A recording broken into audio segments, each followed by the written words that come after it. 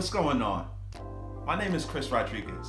I'm the college director at 3Crosses Church in Castro Valley, California, and I am so excited to start a new series with you called The Gospel Journey, where we're going to look at the four Gospels kind of as a roadmap or a way to process through our experiences and the things that we're going through in our everyday lives. I wanted to ask you a question. When you experience adversity in your life, how do you respond? For me, sometimes I go to blame. I start to blame myself for poor decisions I've made, or other times I blame the system and just get frustrated. Man, I've been dealt a bad hand. And other times, I go to blaming God. Maybe you're not looking out for me. Maybe you're not there for me. Can you relate to that? I want to tell you that these struggles that we have today, they're not anything new. In fact, this is why the Gospels were written in the first place. These authors were trying to help their people and their Christian communities make sense of deep, difficult things like persecution, like not being able to congregate in their temple, and social isolation. Sound familiar? In the Gospels, Jesus' own disciples had doubts, fears, and anxieties. Here's some direct quotes from them. They'd say things like, "Hey Jesus,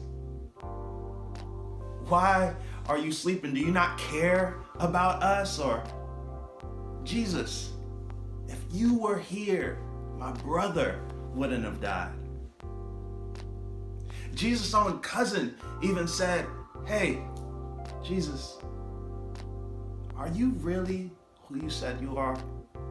Are you really the Messiah that's gonna come and save us?" So these scriptures are written to encourage these communities. So what is the Gospels? Well, as Christians, we know that it means good news.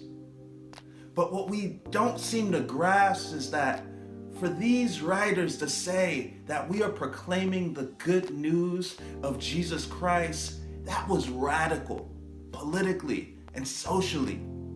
Because the only people that were proclaiming good news were emperors, rulers, and kings who were conquering. And they'd come and they'd say, "Hey, we're bringing good news of peace and prosperity." But what they actually brought was destruction and chaos. But in the Gospels, we see that Jesus is the true king and that he doesn't bring destruction and chaos. He actually keeps his promise. And he rules. And he comes not to be served, but to serve. So why does this matter to us today? Well, when these authors were writing, they were trying to let their congregation know that the Jesus that lived, that walked with us, that died and suffered for us, and resurrected, that resurrected Jesus is alive in their communities.